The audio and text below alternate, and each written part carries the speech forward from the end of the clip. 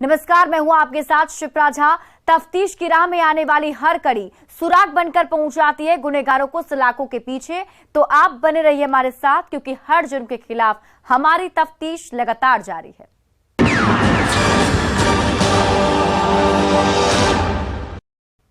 वो रिश्तों में महिला का देवर लगता था और उसके बच्चों का चाचा। पति की असमय मृत्यु हो गई थी, जिसकी वजह से वो अकेले अपने बच्चों के साथ रहती थी, जिसकी देखभाल उसका बीच वाला देवर करता था। पति की मौत के बाद पॉलिसी के 11 लाख रुपए मिले थे, जिसे देखकर महिला का छोटा देवर लालच में पड़ गया और हिस्सा मांगने लगा। वो 50,000 देने के लिए तैयार थी, लेकिन उसे ज्यादा पैसे चाहिए थे और बस इसी लालच की वजह से, इसी जुनून में उसने खानदानी दुश्मन बनकर अपनी भाभी के साथ साथ 2 भतीजों का कत्ल कर दिया। और जब खुलासा हुआ तो खानदानी खूनी दुश्मन बनकर जेल की सलाखों में पहुंच गया। देखें इस रिपोर्ट में खानदानी दुश्मन के खूनी खेल की पूरी कहानी। भाभी और भतीजों का कातिल गिरफ्तार। शैतान देवर एनोस की साजिश बेनकाब। पॉलिसी के पैसे के लिए रची साजिश और बंद कमरे में कर दिया रिश्तों का कत्ल।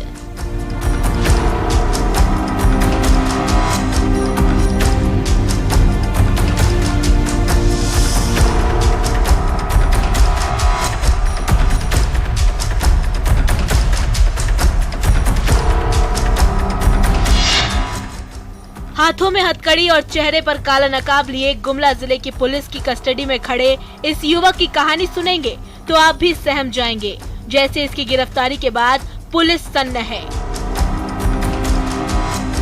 क्योंकि इसने एक नहीं, 2 नहीं, बल्कि 3 लोगों का कत्ल किया है और अपनों के खून से अपना हाथ रंगा है।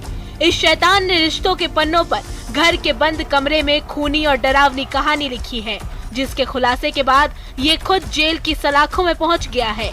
इस पर 3 लोगों के कत्ल का आरोप है, वो भी किसी और का नहीं, अपनी भाभी और 2 भतीजों का।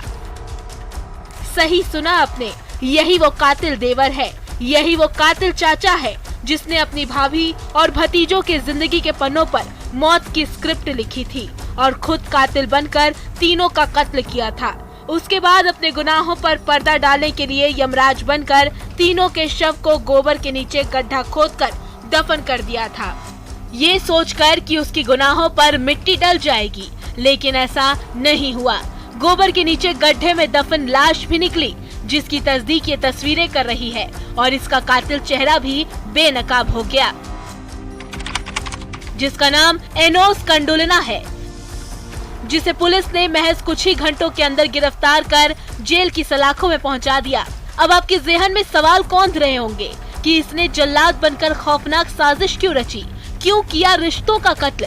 तो उसके पीछे की कहानी भी हम बताएंगे, लेकिन उससे पहले पुलिस ने क्या कुछ कहा है वो सुन लीजिए। 1 अप्रैल 2023 को बसिया थाना अंतर्गत लुमटू गांव में एक देवर के द्वारा एक भाभी और अपने 2 भतीजे की हत्या कर दी गई थी। हत्या करके उन्होंने पास के गड्ढे में छिपा रखा था। SIT टीम का गठन करके अपराधी को पकड़ा गया। अपराधी की निशानदेही पे जो घटना में प्रयुक्त हैमर बरामद किया गया, कुदाली बरामद किया गया और अपराधी ने अपना अपराध स्वीकार किया है। गुमसुम में से कभी भी मुझे पता नहीं चल गया, लेकिन गोटा छानबीन कर ली, लेकिन नहीं मिला। फिर गांव में हम रेमन इकट्ठा होली, फिर जहाँ दफन दिशा तरह से के हम रेमन खोदवा ली, तो आदमी मिल गया, तो पुलिस के द्वारा से वो निकलवा लग गया। और भाभी पूनम कंडुलना से 2 छुआ रहे, पवन कंडुलना और अर्पित कंडुलना के मामला शिकार में मौत से छोटका भाई एनोस कंडुलना मार के गैर दी। सुन लिया आपने। अब ट्रिपल मर्डर के पीछे की कहानी को समझने के लिए वक्त के पन्नों को पलटना पड़ेगा। जानकारी के मुताबिक गुमला जिले के बसिया थाना क्षेत्र के लुंगटू पंडरा टोली के रहने वाले नुवेल कंडुलना की साल 2017 में किसी वजह से मृत्यु हो गई, जिसका LIC में एक पॉलिसी से कुल 11 लाख रुपए मिले थे। जिसके बाद मृतक पूनम अपने 2 बेटों के साथ अकेले रहने लगी, जिसकी हालत को देखते हुए पूनम का देवर और उसके पति का भाई विश्राम कंडुलना अपनी भाभी और भतीजों की देखभाल करने लगा, जिसे देखकर आरोपी एनोस के मन में लालच समा गया।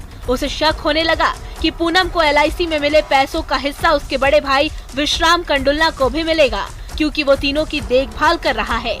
जिसके बाद एनोस अपनी भाभी पूनम से पॉलिसी के पैसों में से अपना हिस्सा मांगने लगा। जिसके बाद पूनम अपने छोटे देवर एनोस को 50,000 रुपए तक देने को तैयार हो गई थी, लेकिन एनोस को ज्यादा पैसे चाहिए थे, जिसे लेकर 29 मार्च की रात दोनों में नोकझोंक हुई थी, जिस पर एनोस ने हथौड़े से पूनम पर वार कर दिया।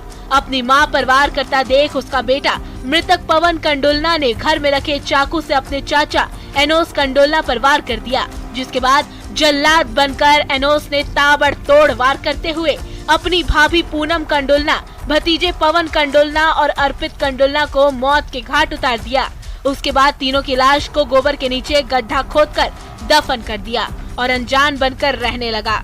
2 दिनों तक जब पूनम और उसके बच्चों का कहीं पता नहीं चला, तब उसके मायके वाले शनिवार को लुंगटू पंडरा टोली पहुँचे, जहाँ गोबर के गड्ढे से आ रही दुर्गंध से उन्हें शक हुआ। इसी बीच आरोपी एनोस भागने लगा, जिसे भागते देखकर स्थानीय लोगों ने दौड़कर पकड़ लिया और बसिया थाने की पुलिस को सूचना दे दी। खबर मिलते ही पुलिस मौके पर पहुंची, जिसके बाद स्थानीय लोगों ने आरोपी एनोस को पुलिस के हाथों सौंप दिया, जिसकी निशानदेही पर पुलिस ने गड्ढे को खोदकर तीनों के शव को बाहर निकाला। कंपोस्ट खाद को सुशील तोपलों के द्वारा खुदवाया तो वहाँ पर दुर्गंध आने लगा और लाश का कुछ अंग कपड़ा दिखाई दिया। तब तक मैं एनोस का यहाँ सामने बैठा हुआ था कटहल पेड़ के नीचे, वो पेशाब के बहाने भाग गया। जब उसको ढूंढ रहे हैं तो मालूम हुआ कि यहाँ से भाग गया। लुंगटू पंडरा टोली से पश्चिम उटमा गांव तक उसको दौड़ाया और वहां से पकड़ के ले आया। तब तक प्रशासन यहाँ पहुंच चुकी थी। घटना का मुख्य कारण इनके जो भैया है LIC में आया 11 लाख रुपए का बंटवारा बोलकर है। इस तरह पुलिस ने स्थानीय लोगों की मदद से आरोपी एनोस कंडुलना के डेंजर गेम को ओवर करते हुए उसे जेल की सलाखों में पहुंचा दिया है, जहां जाने के बाद कातिल देवर एनोस कंडुलना ने अपना जुर्म भी कबूल कर लिया है।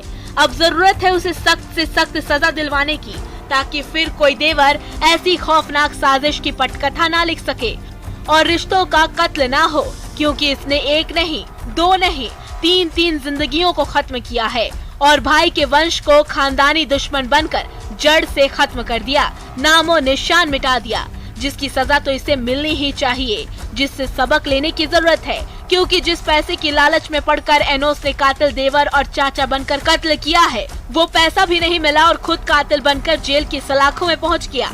इसलिए न्यूज़ 18 भी आपसे अपील करता है कि लालच में पड़कर कोई ऐसा जुर्म ना करे जिससे आपके लिए सलाखों के दरवाजे खुल जाए और हंसता खेलता परिवार तबाह हो जाए। न्यूज़ 18 के लिए गुमला से रुपेश कुमार भगत के साथ ब्यूरो रिपोर्ट।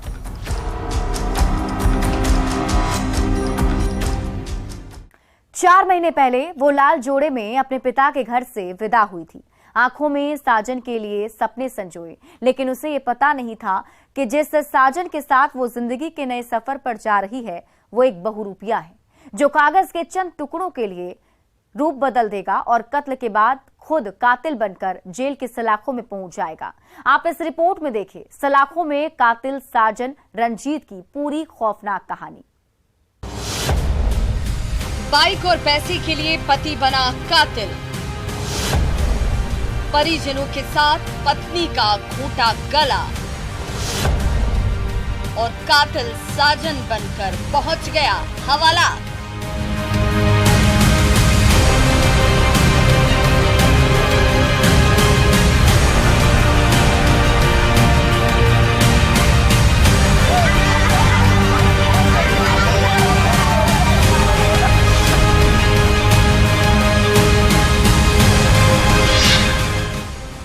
सफेद कफन में लिपटी ये लाश उस बेटी की है जो महज 3 महीने पहले अपने पति के घर लाल जोड़े में विदा हुई थी।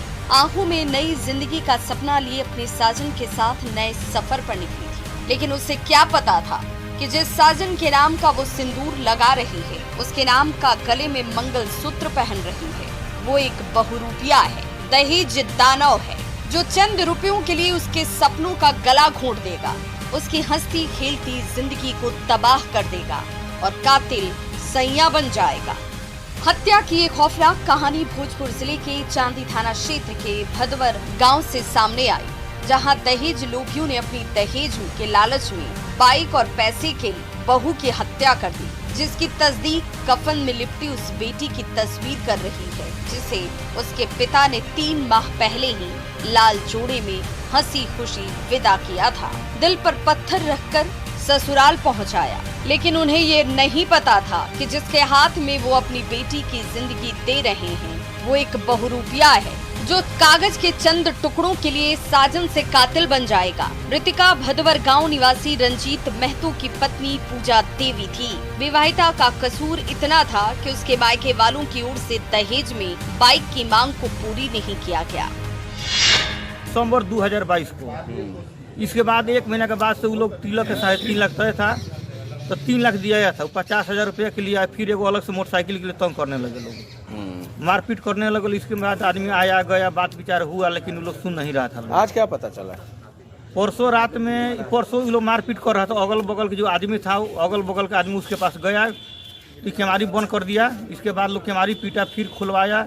इसके बाद बगल लोग उसको बोला समझाया, लेकिन फिर वो लड़की मर गई, मारपीट किया लोग। परिजनों की मानी तो चांदी थाना के भैरव टोला की रहने वाली मृतका पूजा की शादी 4 महीने पहले दिसंबर 2022 में भदवर गांव निवासी रंजीत महतो से कोर्ट में हुई थी, जो रेलवे कर्मचारी है और फिलहाल पटना में पोस्टेड है।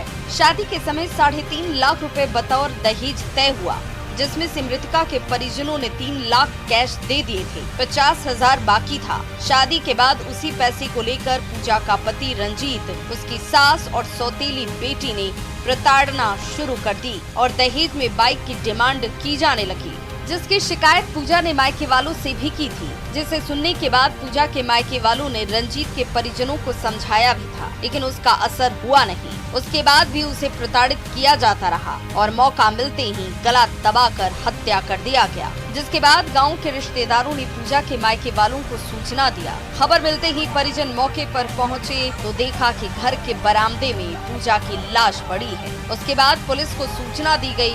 खबर मिलते ही पुलिस मौके पर पहुंची और पति रंजीत को गिरफ्तार कर लिया। हम लोग उसके घर पर गए, तो देखे कि लड़की थी चौकी पर सोलाया हुआ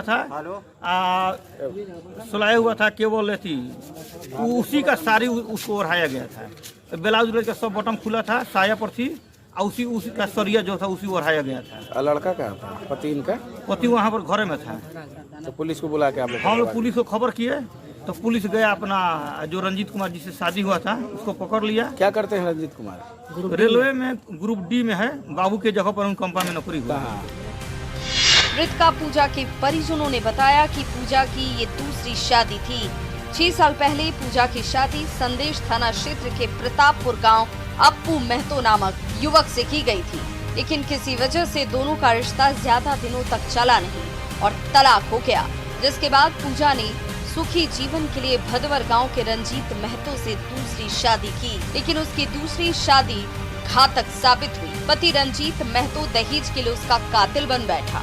पूजा के रिश्ते के भाई वीरेंद्र कुमार सिंह ने बताया कि पूजा के पति रंजीत की भी ये दूसरी शादी थी। पूजा के साथ शादी रचाने से पहले रंजीत शादीशुदा था, लेकिन सड़क हादसे में उसकी पत्नी की मौत हो गई, जिसके बाद दोनों ने दिसंबर 2022 में कोर्ट में शादी रचा ली। रंजीत को पहली पत्नी से 2 बेटी और 1 बेटा था, लेकिन दहेज के लालच में पड़कर रंजीत ने अपने परिजनों के साथ मिलकर पूजा का कत्ल कर दिया और खुद कातिल पति बनकर जेल की सलाखों के पीछे पहुंच गया है, जिसकी सजा तो उसे मिलनी ही चाहिए, ताकि फिर कोई पूजा दहेज की बलि न चढ़े और फिर कोई रंजीत कातिल बनने की हिमाकत न करे।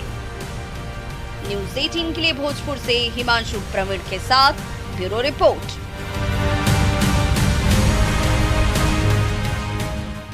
और अब वक्त हो चला एक छोटे से ब्रेक का, लेकिन ब्रेक के बाद आपको दिखाएंगे कत्ल की खौफनाक कहानी।